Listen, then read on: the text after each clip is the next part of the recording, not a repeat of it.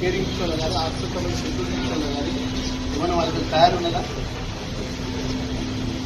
ఇలా మేము అనుకోకుండా పేషెంట్ కానీ మనుషులు కానీ హాస్పిటల్కి వచ్చి ఇంటి వెళ్ళిపోయి కింద పడిపోయి 4 ఫుల్ 5 మంది పడిపోయి చనిపోతే పరిస్థితి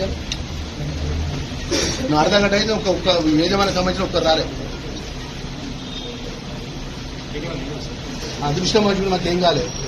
మేమేంటంటే ఇలాంటి ప్రైవేట్ హాస్పిటల్ ఏదైతే కరీంనగర్ జిల్లాలో ఈ సౌకర్యాలు కరెక్ట్ లేకుండా రెసిడెన్స్ డాక్టర్లు పెట్టకుండా బయట డాక్టర్లు పిలిపించి ట్రీట్మెంట్లు ఇప్పించుకుంటే అప్పటిదప్పుడే పిలిపించి ట్రీట్మెంట్లు ఇప్పించే హాస్పిటల్ మీద చర్య తీసుకోవాలి. కంప్లైంట్ చేస్తున్నాం, రాజపురం కంప్లైంట్ చేస్తున్నాడు, మా పిఏ మా సాయం చేస్తున్నాడు. దాని మీద ఏదైతే ప్రైవేట్ హాస్పిటల్స్ లోపల కరీంనగర్లో అక్రమమైన ప్రైవేట్ హాస్పిటల్స్ గ్రామీణ ప్రాంతంలో ఆర్ఎంపీ డాక్టర్లతో సంబంధాలు పెట్టుకున్నాడు. పేషెంట్ తీసుకొచ్చుడు ఇక్కడ మన ఏ అయితే తీవ్రమైనటువంటి యాక్సిడెంట్ పేషెంట్ సంబంధించినటువంటి స్పెషలిస్ట్ డాక్టర్కి ఉండడు, న్యూరో యాక్సిడెంట్ న్యూరో సర్జరీకి ఉండడు, హార్ట్ ప్రాబ్లం హార్ట్ డాక్టర్కి ఉండడు, ఆర్థో డాక్టర్ ఉన్నాడు. ఇక్కడ 2 ఎంబీబీఎస్ డాక్టర్లు ఉంటారు. బయట నుంచి స్పెషలిస్టులు నడిపిస్తే నడిపిస్తారు, హాస్పిటల్ నడిపిస్తారు. నడిపించి మరి అత్యంత ప్రమాదంగా లిఫ్ట్ ఉన్నప్పుడు చెప్పాలి, కాదు లిఫ్ట్ ఎక్కద్దు ప్రమాదం ఉంటుందని చెప్తే మేము నడుచుకుంటే ఇప్పుడు ఎక్కినాం. థియేటర్లో పేషెంట్ ఉన్నాడు, మనం వాపస్ వచ్చినాం.